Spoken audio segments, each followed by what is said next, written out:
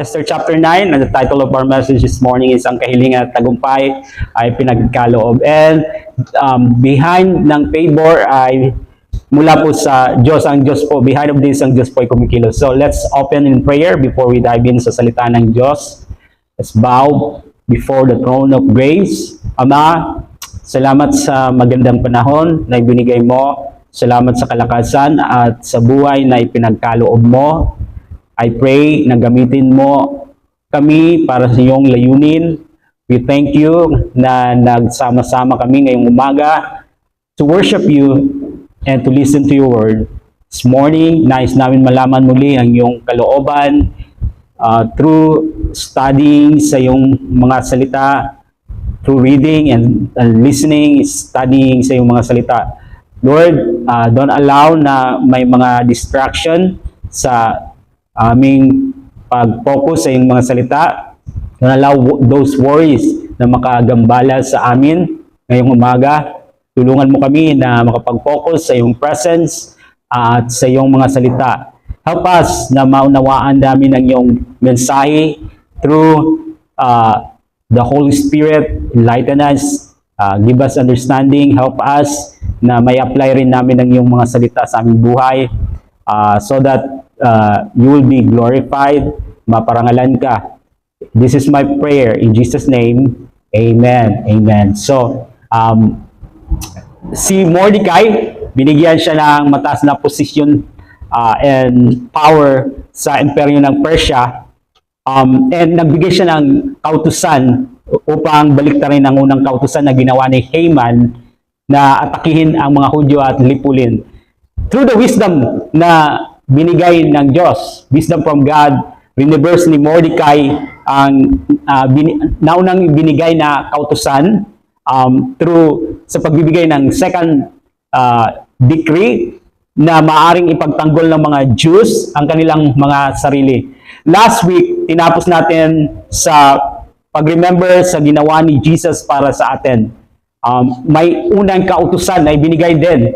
Naalala nyo na ang kautusan nito ay ang kabayaran ng kasalanan ay kamatayan. Then, reverse ng Panginoon, binaliktad ng Panginoon ang kautusan na ito. Iniligtas niya tayo sa pamamagitan ng pag-ako ng kamatayan doon sa cross so that we will be forgiven and maligtas tayo.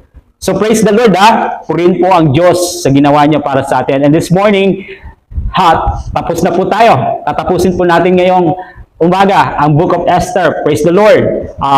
Mula chapter 9 and chapter 10, and I'm praying for the next study.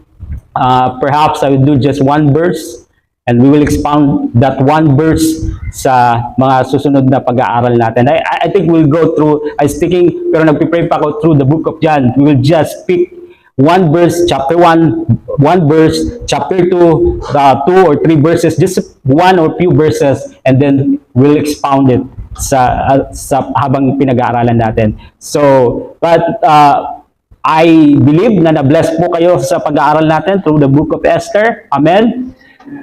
You are blessed as samtang ginadman natin ini. And this morning again, ulitin ko po na we will end na po sa study dito sa book. Chapter 9, mayroon po 32 verses. And chapter 10, mayroon lamang po na 3 verses. Now, let's look at the verses po, starting sa verse 1 ng chapter 9, from verses 1 to 12. Ito po yung tagumpay ng mga Hudyo laban sa kanilang mga kaaway. So, verse 1, dumating ang ika-13 araw ng ika-12 buwan ng taon. Ito ang araw ng pagsasagawa ng utos ng hari, ang araw na asam ng mga kaaway ng mga Hudyo, sapagkat inaasahan nilang sa araw na ito nila lilipulin ang mga Hudyo. Ngunit hindi nila alam na mababaliktad ang pangyayari sapagkat sila ang lilipulin ng mga Hudyo. Wow! So, 9 months after ng kamatayan ni Haman, so, this is the time na para may sa katuparan ang law, ang decree na nilagay ni Haman upang lipulin ang mga Hudyo. 9 months na nagdarasal po ang mga Hudyo. 9 months na nag-ayuno sila. 9 months na sila po ay nag-worry sa kanilang buhay. Tulad ng mga Hudyo, alam niyo po ba na mayroon din tayong kaaway na nagnanais na pabagsakin tayo? Ang araw na pinili niya ay ngayon at sa sunod na bukas, actually araw-araw, nais niya tayong pabagsakin. So, alam niyo ang kailangan natin maging malakas sa Panginoon, sa kapangyarihan ng Panginoon, para magtagumpay tayo sa kanyang laban sa plano ng dyablo sa buhay natin. And if you want to have victory over your enemy, na si Satanas, huwag kang makinig sa kanyang lies. Sinabi sa book of James, Santiago chapter 4 verse 7, labanan ninyo ang dyablo at lalayuan niya kayo. Pero ang question natin, paano natin lalabanan ang dyablo? 1 Peter chapter 5 verse 9, labanan ninyo siya at magpakatatag kayo sa inyong pananampalataya sa Diyos. Underline yung praise yung salita dyan na magpakatatag kayo sa inyong mga pananampalataya sa Diyos. So, pwede nating pataubin ang dyablo, ang kaaway natin. How? Kailangan na maging matatag tayo sa ating pananampalataya sa Diyos. Kung matatag ang iyong pananampalataya sa Diyos, then hindi ka basta-basta na mapapabagsak niya. And another thing, paano natin lalabanan ang dyablo? Sa Ephesians chapter 6, verse 10 to 18, sinabi dyan na isuot ninyo ang buong baluti ng Diyos, the whole armor of God, upang magawa mong magtagumpay laban sa Kanya. Isuot, anong mga armor? Isuot ang sinturon ng katotohanan, which is the Word of God, baluti ng katwiran, ikaw ay nalinis na sa pamagitan ng dugo ni Jesu Kristo, ang sapatos ng Ebanghelyo, exercise ang iyong pananampalataya, sa pag-share ng iyong pananampalataya, ang gospel na nagbibigay ng kapayapaan. Diba? Two things about sa peace, peace of God and peace with God. Okay? Peace of God and peace with God. Ang peace with God is ikaw ay na-reconcile na sa Diyos. We know na tayo ay naiwalay sa Diyos dahil sa ating kasalanan. And peace of God, sa panahon na tayo na worry, and sa Philippians, and the peace of God which surpasses all understanding. But before that, sinabi na, be anxious for nothing. Ang inyong gawin ay manalangin. So, and then another armor na dapat natin isuot, ang kalasag ng pananampalataya, ang helmet ng kaligtasan, at ang tabak ng Espiritu, which is the Word of God. Now, verse 2, back to chapter 9 of Esther, ng araw na iyon, nagsama-samang lahat ng Hudyo sa buong kaharian upang labanan ng sinumang mananakit sa kanila. Ngunit wala namang nangahas magbuhat ng kamay sa kanila sapagkat natakot sa kanila ang lahat. So the reason why na nagtipon-tipon ang mga Jews sa lungsod sa buong kaharian ng Persia is to defend themselves, to defend i-defend ang kanilang sarili at upang lipunin ang mga nagnanais na patayin sila. Think about this. Ang mga Hudyo sa maraming province ay natatakot habang sila ay nagtitipon-tipon dahil nga may banta sa kanilang buhay. Pero there is strength sa like-minded people. There is strength sa magkakapatid na nagsasama-sama at sa mga nagkakaisa. At ang resulta, mabibigo ang kaaway na sirain sila. This is the reason why na mahalaga. This is the lesson. This is the reason kung bakit mahalaga na nagtitipon tayo. Kung bakit dapat tayo maging aktibo sa fellowship sa simbahan, na maging aktibo sa pagdalo sa mga pagtitipon. Ito yung dahilan kung bakit binalaan ni Paul ang mga Hebreo, mga Kristiyano, mga Hebreo, na huwag niyong pabayaan ang pagtitipon ng mga banal. You know why? Dahil may lakas sa bilang. There is strength in numbers. Tingnan nyo na lang, kahit just for illustration, yung ting-ting. Diba? Yung ting-ting, isa lang, hindi niya magagawa na mawalis ang dumi, ang kalat. Pero kung marami ang ting-ting, ay magagawa na mawalis ang kalat. Okay? So, walang sino man ang mga kapagbagsak sa mga Hudyo na nagtitipon-tipon at nagkakaisa. So, ang mga tao sa lahat ng mga nation ay natatakot sa kanila. Ito ang araw po ng tagumpay at hindi araw ng pagkatalo. So, ito ulitin ko pong lesson. Huwag niyong pabayaan ang pagdalo sa pagtitipon. Amen? Maging aktibo tayo sa fellowship. Maging aktibo tayo sa simbahan upang mas lalong maging matatag tayo sa tayong lahat. Amen? Verse 3, tinulungan pa sila ng mga gobernador at ng lahat ng pinuno sa bawat lalawigan dahil naman sa takot kay Mordecai. Underline the word, dahil naman sa takot kay Mordecai. If you remember, di ba ginawa ng mga Hudyo ang kanilang part? They prayed sa Diyos. Si Mordecai naman at si Esther ay umakbang ng may pananampalataya.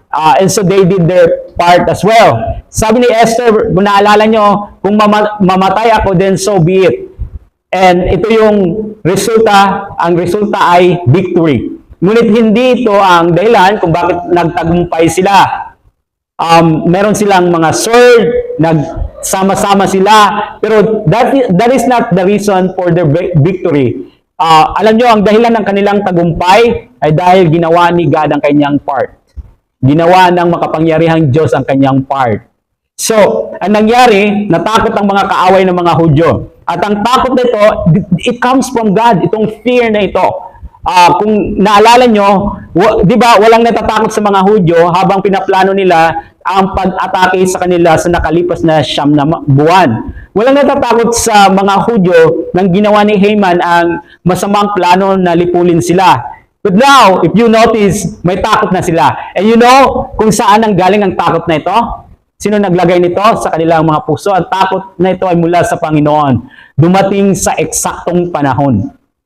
Sa Biblia, mababasa natin paulit-ulit na pinagtatagumpay ni God ang mga Hudyo laban sa kanilang mga kaaway sa pamagitan ng paglalagay ng matinding takot sa kanilang mga kaaway. Ngunit sa buhay natin, sana ang pagkatakot sa Panginoon ay aktibo sa iyong buhay. Alam natin sa mundong ito, ay sa karamihan sa mundo na dito sa mundo, ay ang mga tao karamihan walang takot na sa Diyos. Now, hindi ibig sabihin ng pagkatakot sa Diyos ay nanginginig ka, yung buong katawan mo sa takot. But ang ibig sabihin, kapag nababasa natin yung pagkatakot sa Panginoon, ang katumbas na salita nito ay paggalang sa Diyos. Reverence. Yan ang meaning ng the fear of the Lord, na meron kang reverence na mamuhay na sa kanyang kalooban at hindi mamuhay sa sin. Kung may fear of the Lord, fear ka na galing sa Diyos, then you will live nang naayon sa kanyang salita. Alam nyo, ang pagkatakot ay hindi lamang nagpapabagsak sa kaaway, nagpapatalo sa kaaway. Alam nyo ba na ang pagkatakot sa Diyos ay nagbibigay sa atin ng favor at pagpapala? So, yan ang kagandahan kung meron tayong pagkatakot sa Diyos. Amen? Verse 4, na noon ay isa ng makapangyarihan, tao sa kaharian, bantog na sa buong kaharian ang kanyang pangalan at patuloy pang lumaki ang kanyang kapangyarihan. So nakita natin si Mordecai that he trusted God. Hindi siya yumukod kay Haman. If you remember, nanindigan siya, mga Hudyo hindi sumasamba sa tao. Hindi sila yumuyukod sa tao. Isa lang ang sinasamba nila ang tunay buhay na Diyos. Nanindigan siya para sa Diyos. And ngayon, tinaas siya ng Diyos sa mga mata ng lahat ng tao. Paalala muli sa ating lahat, itinataas ng Diyos ang mga nagpapakumbaba, ang mga nagtitiwala, naglilingkod sa Diyos, at lumalakad sa pananampalataya gaya ni Mordecai. Amen? Verses 5 and 6, nilipol nga ng mga Hudyo ang kanilang mga kaaway at ginawa nila ang kanilang gusto sa lahat ng napupuot sa kanila. Sa lungsod lamang ng Susa, 500 ang kanilang napatay. Kasama sa napatay sina Parsandata, Dalpon, Aspata. So parehong may permit mula sa king ang mga Hudyo na maghanda at may permit sila na isagawa rin na ipagtanggol ang kanilang mga sarili. Verse 7, kasama sa napatay sina Parsandata, Dalpon, Aspata, Purata, Adalia, Aridata, Parmasta, Arisay, Ariday, at Baizata. Pawang mga anak ni Haman na anak ni Hamidata at kaaway ng mga Hudyo.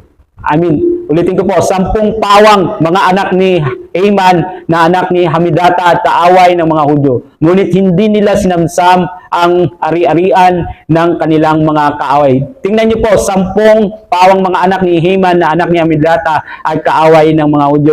Ito po yung mga anak ni Haman ay napatay din o pinatay. So, that means hindi lang naapektuhan ng kasalanan ni Haman ang kanyang buhay, direktang naapektuhan rin ang kanyang pamilya. Ito po yung lesson dito. Malinaw na malinaw. Sigurado talaga na ang kasalanan mo ay makaka-apekto sa iba.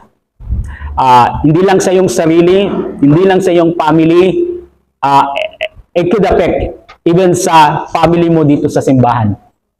So, don't be like Achan. If you remember the story sa book of Joshua, na akala niya na itago lang sa kanyang ginawa, itago lang kasalanan, and he thought na hindi ito makaka-apekto sa iba. You know the story kung nabasa nyo, di ba? So, kasalanan niya, siya nagkasala, pero lahat ng kanyang pamilya ay naapektuhan, pinatay rin. So, pag-isipan nyo muna, ito yung nais kong ipaalala sa atin, sa bawat isa, o ipaalala ng Panginoon. Pag-isipan nyo muna, ang yung mga nais na gawin bago mo gawin. Kasi kung mali yung mga pagpapasya mo, yung mali ang yung desisyon, may mga consequences yan. Lalo na kung kasalanan. Hindi lang sa iyo, kundi sa family mo at sa mga malalapit na mga tao sa buhay mo.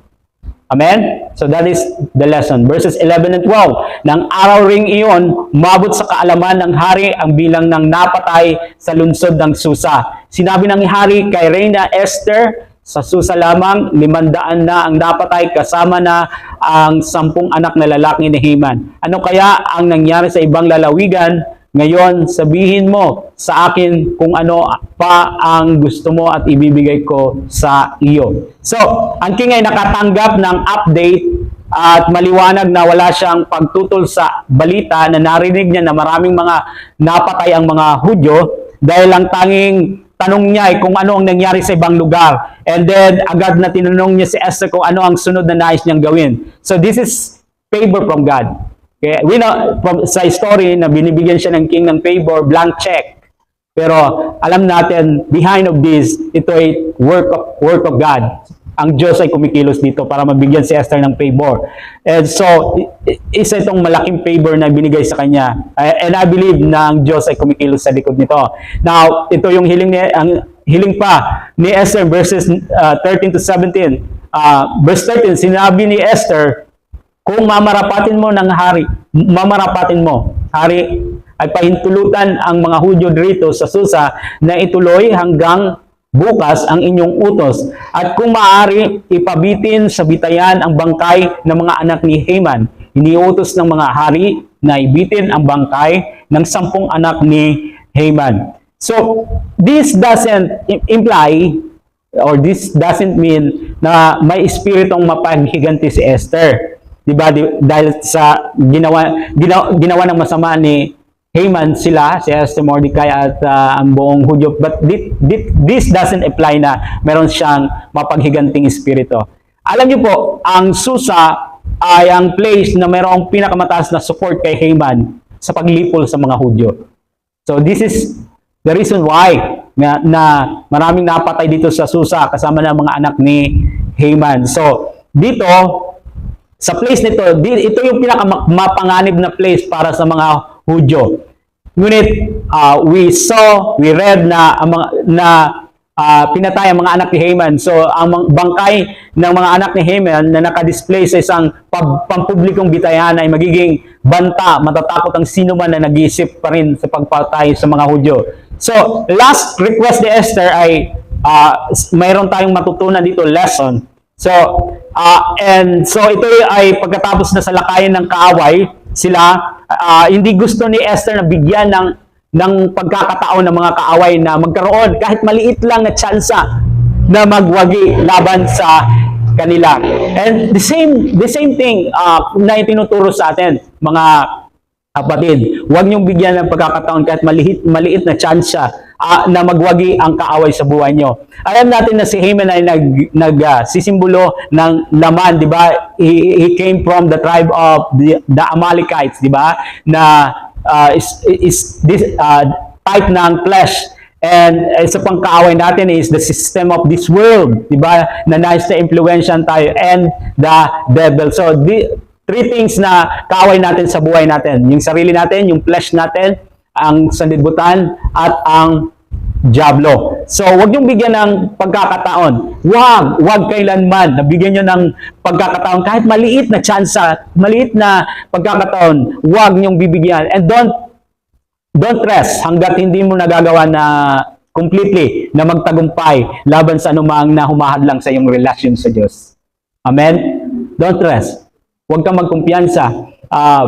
Verses 15 to 17, kinabukasan, muling nagsama-sama ang mga Hudyo sa Susa at nakapatay pa sila ng 300. Subalit hindi rin nila sinamsam ang ari-arian ng kanilang mga napatay.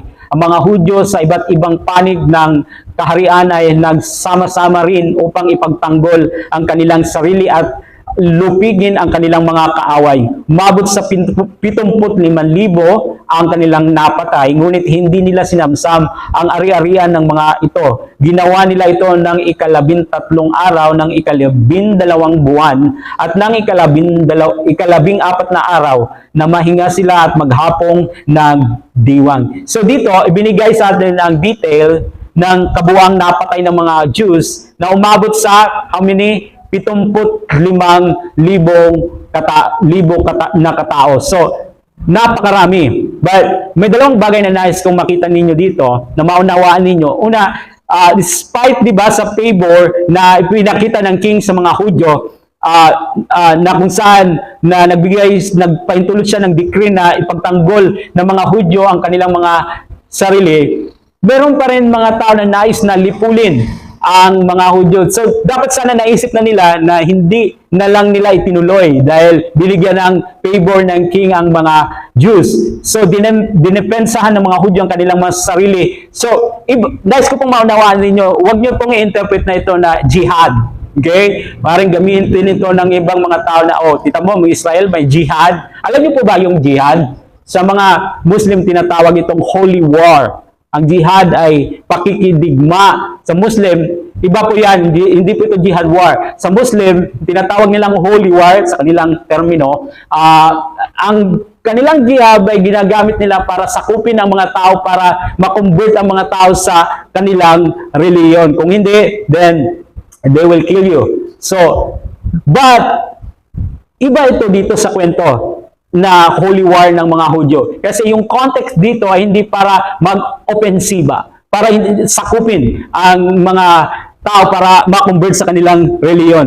Yung context dito ay pag-defense sa kanilang mga sarili. Pangalawa, napakahalaga na dapat nating tandaan na si Haman ay isang Amalekite, isa sa mga malaking tribo. At dahil dito, malamang sa panahong ito ay maraming mga Amalekites sa kaharian ng Persia na ang mismong layunin ay i-destroy ang Israel at hadlangan ang pagsilang ng Savior sa hinaharap. But notice with me dito sa binasa natin sa verse 15 and 16, nagtatapos sa pagsabi dito, ngunit hindi nila sinamsam ang ari-arian ng mga ito. Interesting, di po ba? Hindi nila sinansam ang mga ari-arian ng kanilang mga kaaway. Now, tingnan natin sa Esther chapter 8 verse 11. Sabi po diyan, sa pamagitan ng sulat na ito, pinahintulot ni Haring Xerxes na magsama-sama ang mga Hudyo upang ipagtanggol ang kanilang sarili laban sa sinumang sasalakay sa kanila mula sa alinmang lalawigan. Underline dito po yung sinabi ng pinahintulutan ng hari. Pinahintulutan din silang patayin, lipulin, and underline po at samsamin ng ang ari-arian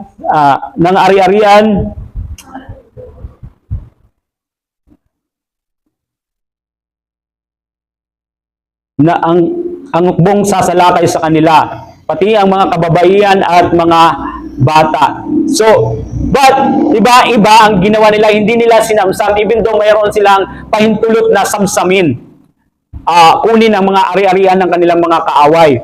Pero hindi nila ginawa. So, dyan na parang interesting, magtatanong tayo, bakit hindi nila ginawa? Bakit hindi nila sinamsam ang kanilang mga ari-arian? And I believe, maaaring alam nila ang kasaysayan tungkol sa ginawa ng unang hari ng Israel. sa pagsamsam ng mga ari-arian sa mga Amalekites at sinuway ang utos ng Diyos na lipulin sila. Mababasa natin sa unang Samuel sa 15 kabanata verses 1 to 3, sinabi ni Samuel kay Saul, "Isinugo ako ni Yahweh upang hirangin ka bilang hari ng Israel. Kaya't pakinggan mo ang mensahe ni Yahweh. Ipinapasabi ni Yahweh na makapangyarihan sa lahat. Paparusahan ko ang Amalek tulad ng ginawa niya sa Israel nang ito'y inilalabas ko sa Ehipto. Lusubin mo ang Amalek at lipulin silang lahat." Tignan po, lusubin mo ang Amalek at lipulin silang lahat. Wasakin mo ang lahat nilang ari-arian at huwag magtitira kahit isa. Maliwanag po yung utos ng Diyos. Patayin mo silang lahat, babae at lalaki, mula sa pinakamatanda hanggang sa sanggol. Patayin mo rin ang kanilang mga baka, tupa, kamelyo at asno. So, i-destroy lahat. So, you might think na that seems harsh, pero we studied it before na kailangan nilang gawin ito dahil itong mga tao sobrang wicked ito. Na kung saan hindi sila gumagawa na ng tama.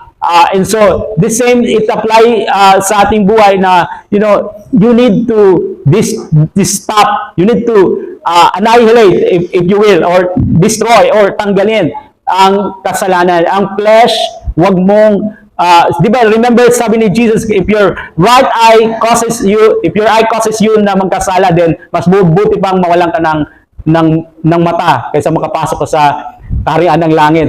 That seems harsh, di ba? Kung iti-take natin ng literal. Kung ang iyong kamay, ang dahilan ng iyong pagkakasala, mas mabuti pang putulin mo, mawalan ka ng kamay kaysa makapasok ka sa kaharian ng langit na kompleto yung kamay. No, hindi ibig sabihin na tanggalin mo ang iyong mata, ang iyong kamay, pero ang ibig sabihin niya, huwag kang magbigay ng mercy sa kasalanan. Okay? Simple na pag-unawa. Huwag kang magbigay ng mercy sa kasalanan. Or else, it will devour you. Walang awang kasalanan sa iyo. Okay? So, ang tagubilin ay malinaw na i-destroy lahat at maging ang kanilang mga ari-arian. Ngunit mababasa natin sa ilang mga talata na salungat ang ginawa ni Haring Saul in verses 7 to 9 of 1 Samuel chapter 15. Sinalakay ni Saul ang mga Amalekita at tinalo ang mga ito mula sa Abila hanggang sa Sur, sa silangan ng Ehipto. Nilipol niya ang mga taong bayan. Ngunit, may ngunit, dito, take note po yung word ngunit, binihag ng buhay si Haring Agag. Hindi rin pinatay ni Saul ang mga magagandang baka, tupa at lahat ng matatabang hayop doon. Ang pinatay lang nila ay lahat ng hindi na papakinabangan. So, si Samuel, nagtanong siya kay Saul, hindi niya alam ang pangyayari dahil sinabihan na siya ni God. Pero he was asking, binibigay yung question nito para ma-realize ni Saul ang kanyang nagawang kasalanan. So sabi ni Samuel, ano itong ingay ng mga tupa at mga baka na aking naririnig? At higit pa dito, sabi niya, bakit hindi mo sinunod ang tinig ng Panginoon? Bakit sinamsam mo ang kanilang mga ari-arian at gumawa ka ng masama sa paningin ng Diyos?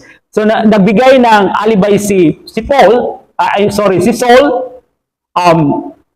Paul, kasi si Paul ang pangalan din niya, Saul. So bago siya na-convert, diba? But then, ibang Saul to, ang unang hari ng Israel, nagbigay si Saul ng alibay, excuse, dahilan sa ginawa, na sabi niya, ginawa ko to para sa Panginoon, para kay God. At kung meron man disobedient, yun yung mga tao na pinamumunuan ko, hindi ako. So nagturo na siya. So verses 20 to 21 of 1 Samuel chapter 15, sumagot si Saul, sinunod ko si Yahweh, pumunta ako sa pinapuntahan niya sa akin. Binihag ko si Agag na hari ng Amalek at nilipol ang mga Amalekita. Ngunit pinili ng mga tao ang pinakamainam sa mga tupa at baka at hindi namin pinatay kasama ng iba. Sa halip ay iniuwi namin sa Gilgal upang ihandog kay Yahweh. Sumagot si Samuel, sabi niya in verse 22. Sinabi ni Samuel, akala mo ba higit na magugustuhan ni Yahweh ang handog at hain kaysa sa ang pagsunod sa kanya? Mas mabuti ang pagsunod kay Yahweh kaysa pag-aandog. Obedience is better than sacrifice, yung palagi naririnig natin. At ang pakikinig ay higit sa haing taba at ng tupa. So, the immediate effect ay nangyari kaagad kay Saul at sa kanyang family. Wala nang blessing sa kanya. Hindi na siya yung anointed king. Hindi na siya, tinanggal na sa kanyang blessing. But, merong epekto sa future. Hindi lang sila naapektuhan, pero lahat ng mga Hudyo, kapansin-pansin na naranasan ang effect dito sa Book of Esther ng lahat ng mga Hudyo. Nang si Haman, galing sa particular na tribong ito ng mga Amalekites, ay nagbigay ng decree, kautusan na lipulin lahat ng mga Jews. Ngunit, alam natin na si Saul, na dapat sana sinunod niya na lipulin ang mga Amalekites na hindi, kung saan hindi niya sinunod ngayon dito sa Book of Esther, and nagplano si Haman na lipulin ang lahat ng mga Hudyo, and muntik na mangyari na malipol ang mga Hudyo. Dahil lamang sa isang kilos ng pagsuway, disobedient, ni Saul, naapektuhan ang mga buhay ng lahat ng mga Hudyo sa panahong ito ng dito sa Book of Esther. And I believe na hindi nais ng mga Hudyo na sumunod sa yapak ng unang hari. That is the reason why na hindi nila gustong kunin ang mga ari-arian ng mga kaaway nila ng mga Amalekite, ngunit sa halip ay sinunod nila ang tagubilin, ang unang tagubilin na binigay sa unang hari. And I believe na ito yung dahilan kung bakit hindi nila sinamsam ang mga ari-arian ng kanilang mga kaaway. So, you must make sure na hindi natin gagayahin ang ginawa ni Saul. That is the lesson. Make sure na huwag mong gagayahin ang ginawa ni Saul. Doing things para lang sa gusto mo, just to follow the lust of your flesh, pita ng laman. We cannot compromise. For example, bigyan ko po kayo ng simpleng halimbawa na maaaring connected dito sa lesson dito. Di ba si Saul, sabi niya, ginawa ko to para sa Diyos. Hindi ko pinatay mga hayop. Nagbigay siya ng alibi, excuses. We cannot be unethical just to cover or make excuses sa mga unethical na ginagawa natin or immoral things na ginagawa or sa ginagawa ng pita ng ating laman. Halimbawa, kung single ka, you cannot date isang hindi Kristiyano, unbeliever. Maliwanag sa Biblia ang instruction ng Panginoon. Do not be equally yoked with unbeliever. Maliwanag sa 1 Corinthians, di po ba? And you cannot make alibi, nakipag-date po ako para makapag-witness sa kanya. Merong ganun, no? Gumawa ng alibi. Nakikipag-date ako sa kanya kasi para makapag-witness ako sa kanya, may share ko si Jesus sa kanya. So, cannot do that. Anumang bagay na idadahilan mo para sa Panginoon, but the truth, para lang sa gawin ang kagustuhan ng pita ng iyong laman. Church, mga kapatid, maaari ka magpanggap sa maraming bagay. Ngunit hindi mo maaaring may tago ang pekeng pagsunod mo sa Diyos. Maaari ka magpanggap sa anumang bagay pero hindi mo maitatago ang pekeng pagsunod mo sa Diyos. Amen? Alam niya lahat. So now let's go. So verses 18 to 32, it's about establishment, pagtatag ng Feast of Purim. Verse 18, sa lungsod ng Susa, 2 araw na nagtipon ang mga Hudyo noong ika-13 at ika-14 na araw. Ika-15 araw nang sila'y tumigil at nagdiwang buong maghapon. Ito ang dahilan kung bakit ang mga Hudyo sa labas ng Susa ay nagdiriwang ng ika-14 na araw ng ika-12 buwan. Maghapon silang nagpista at nagbigayan ng mga pagkain bilang regalo sa isa't isa. Samantala ang mga Hudyo, sa buong kaharian, nakipaglaban sa kanilang mga kaway noong ika-13 sa Susan, ay paglaban din sa noong ika-14 at nagpahinga sa noong ika-15. And muli, nagkaroon ng joy and celebration dahil sa kanilang kaligtasan na natanggap. And this is good reminder for us about the salvation na natanggap natin mula sa Panginoon that brings joy. Salvation na natanggap natin sa Panginoon na nagdudulot ng kagalakan. Amen? So, we celebrate. We celebrate. Amen? Huwag niyong kalimutan ang kaligtasan na inyong nakamit mula sa Panginoon. Amen? Verses 20 to 22, ang mga pangyayaring ito ay sinulat ni Mordecai at sinulatan niya ang lahat ng Hudyo, malayo man o malapit sa kaharian ni Haring Xerxes. Pinagutos niya na ipagdiwang taon-taon ang kanilang ang ika-14 at ika-15 araw ng ika-12 buwan. Itatangi ito ng mga Hudyo sapagkat sa mga araw na ito nila nalipol ang kanilang mga kaaway. Sa mga araw na iyon, ang kalungkutan nila ay naging kagalakan at naging pagdiriwang ang kanilang pagdadalamhati. Sa mga araw ding iyon, nagbibigayan ng mga pagkain at namamahagi ng mga regalo sa mga dukha. So si Mordecai ang nagpasimula ng tradisyon na ito para sa mga Jews na laging aalalahanin ang espesyal na pagpapalaya ng Diyos sa kanila.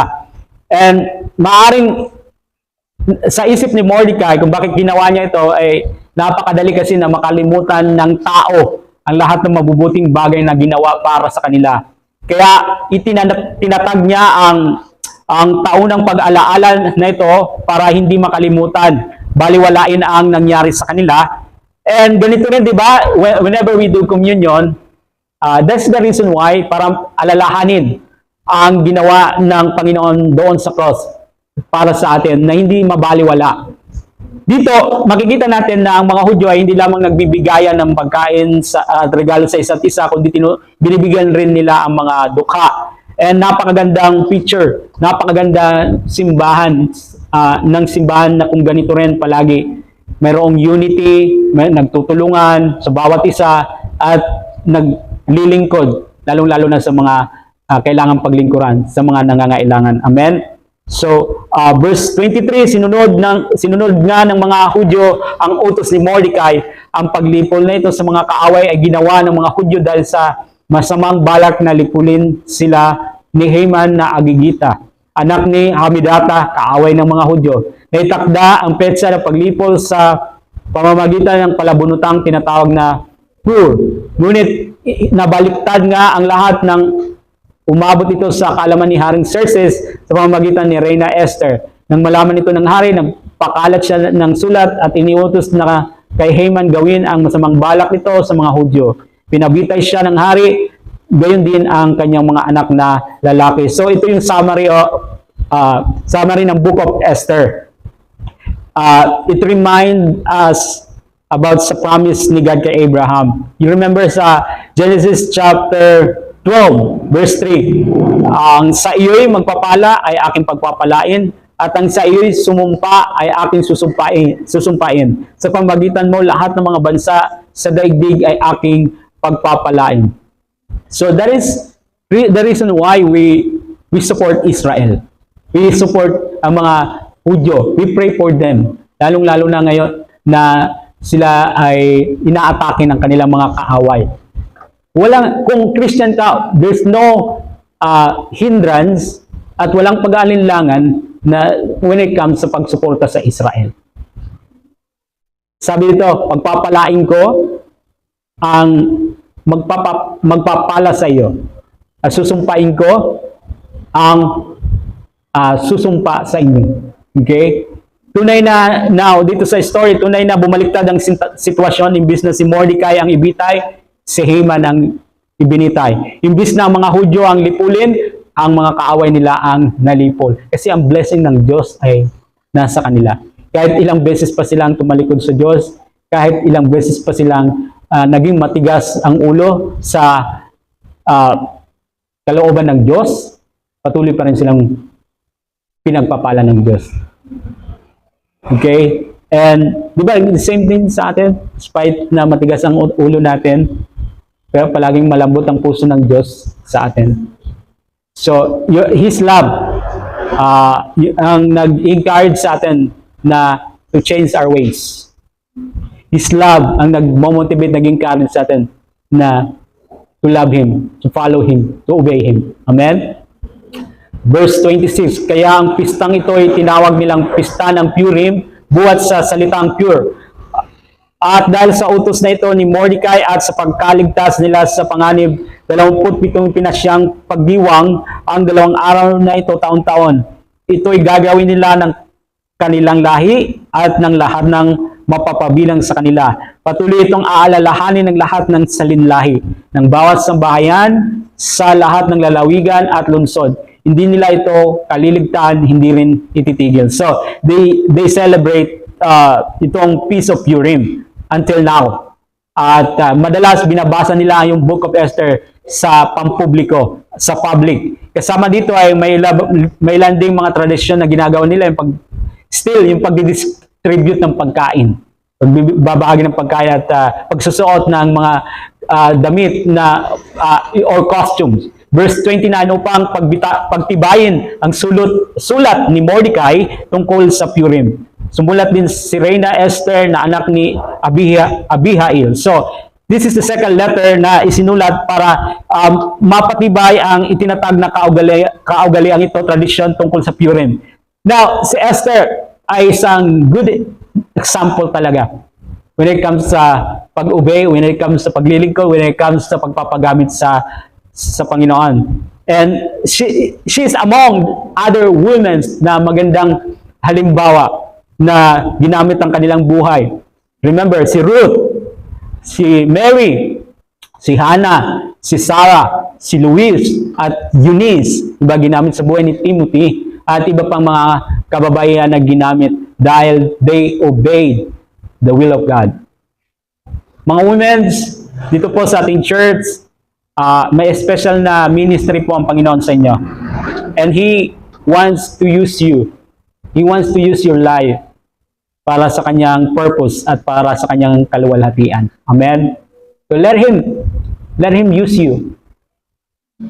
You are special sa Panginoon and He has a special ministry para sa iyo.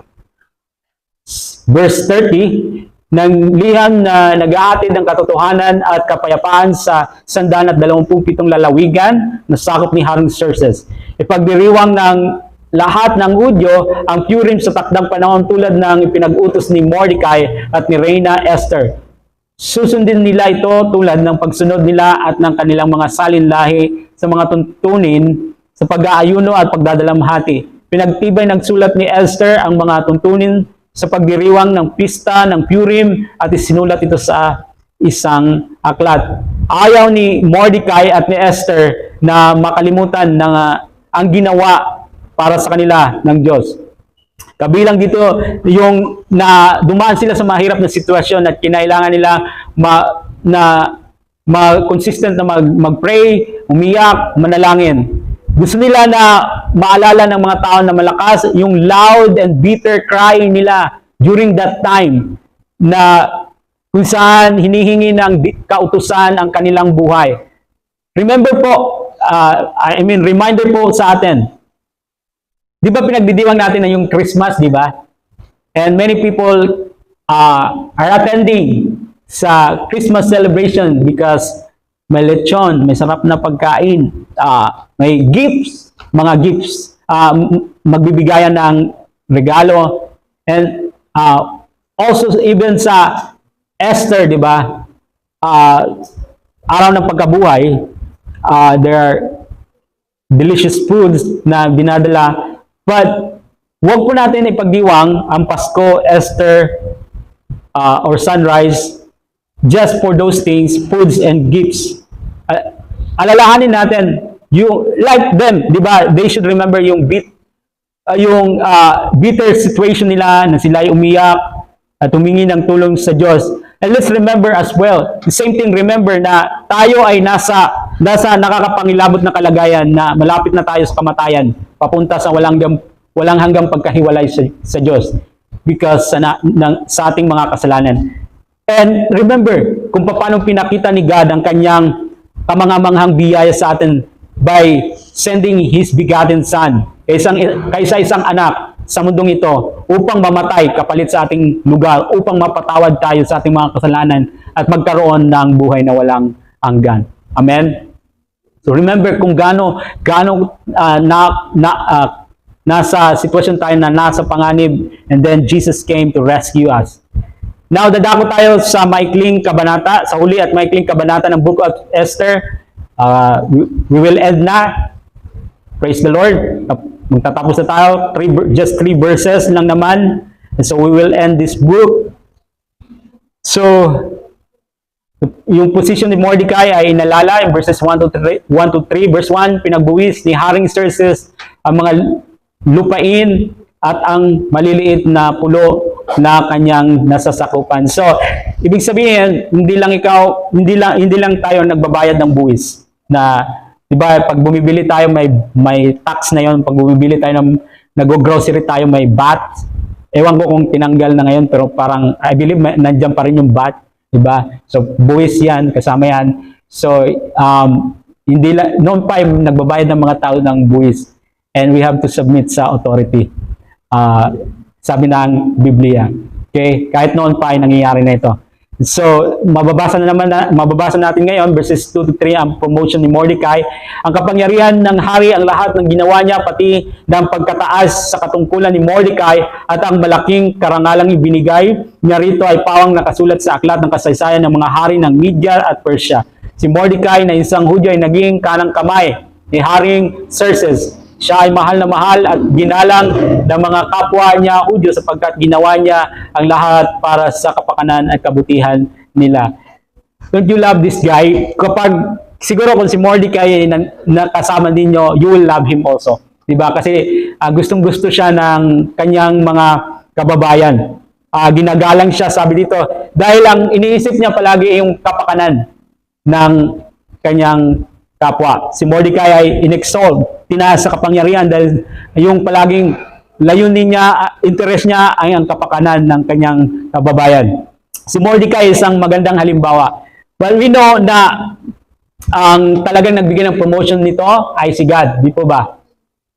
Yes, he was promoted ni King Xerxes, pero behind of this, again, paulit-ulit, though hindi natin mababasa yung God dito, yung word na God, pero obviously na sa likod ng mga magagandang nangyayari dito, ang Diyos ang talagang kumikilos dito behind of this scene. So, alam natin na nagpahintulot ng promotion kay Mordecai ay si God. So, don't forget na ang Diyos ang nagbigay ng victory sa iyo. Nagbibigay ng success sa iyo. Yes, you strive, diligent ka na makapit mong tagumpay, but don't forget, it's not you, it's God na nagbigay sa iyo ng favor. Whatever success, whatever blessing, it's from God. Don't forget to thank God. Don't forget to praise God. Amen? Ang Diyos na nagbibigay ng tagumpay at victory. So, as we end this study sa Book of Esther, wrap up ko lang po from different examples na nakita natin dito mula kay Haman hanggang sa King, hanggang kay Vashti, Esther at Mordecai. So, let's consider the lessons na maaari nating makuha dito. Sa Book of Esther, nakita natin yung problema ng pride, pagmamalaki, ang pangit na attitude nito, at ang kinahinatnan nito. Ngunit nakita rin natin ang kagandahan ng pagpapakumbaba at pagiging selfless. Hindi pagiging makasarili.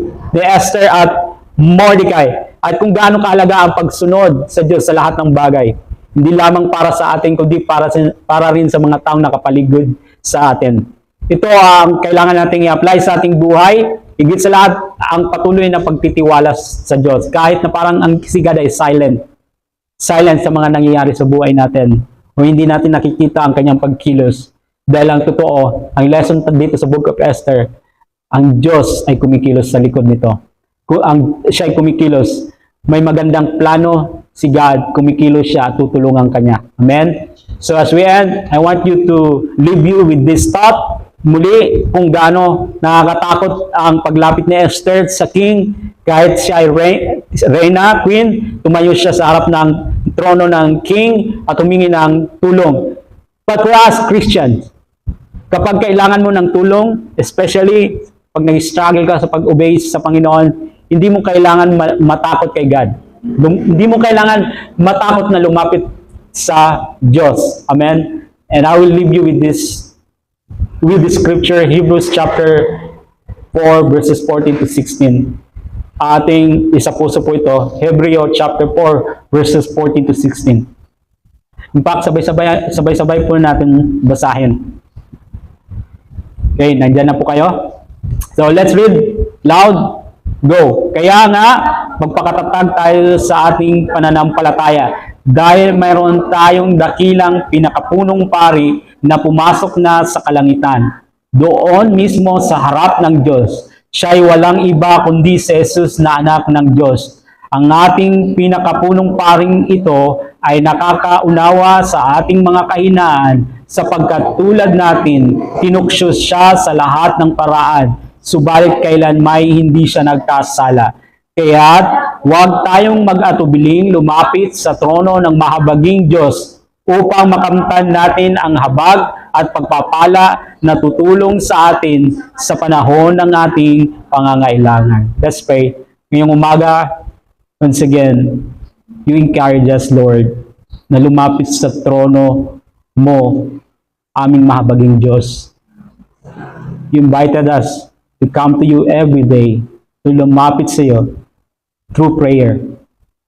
Because ang trono mo, dito kami mga kasumpong ng habag at pagpapala na tutulong sa amin sa panahon ng aming kahinaan, panahon ng aming pangangailangan. Makakalapit kami sa iyo araw-araw dahil walang pagbabawal na lumapit sa iyo. Sa katunayan po, Lord, ikaw pa nga nag-i-invite sa amin na dumulog kami sa iyo sapagkat ikaw ang aming hari na mahabagin at gracious. Lord, tulungan mo kami na laging magtiwala sa iyo sa anumang sitwasyon. Lord, tulungan mo kami na manatiling mapagpakumbaba. Lord, pagalawin mo ang iyong mga anak ng iyong pag-ibig na tulungan ng iba, na papunta sa kapahamakan, tulungan sila pamagitan ng pagbabahagi ng kabutihan mo, pagbabahagi ng mabuting balita na nagbibigay ng kaligtasan, pagbabahagi ng ginawa mo doon sa cross, pagbabahagi na ikaw ang solusyon sa buhay ng tao. Lord, nananalangin ko sa bawat isa na pahintulutan nawa nila sa buhay nila na gamitin ang kanilang buhay para sa iyong layunin. Father, as we close, as we end our study sa Book of Esther, marami kaming natutunan. Maraming lessons na aming nakita. Father, help us. Help every individual na may sa pamuhay ang mga ito sa buhay ng bawat isa. Tulungan mo po. Tulungan mo po na isa pamuhay ang mga salita mo. At tulungan mo po sa pamagitan ng iyong banal na Espiritu, kapangyarihan ng iyong banal na Espiritu. Ito ang dalangin ko sa pangalan ni Jesus. Amen.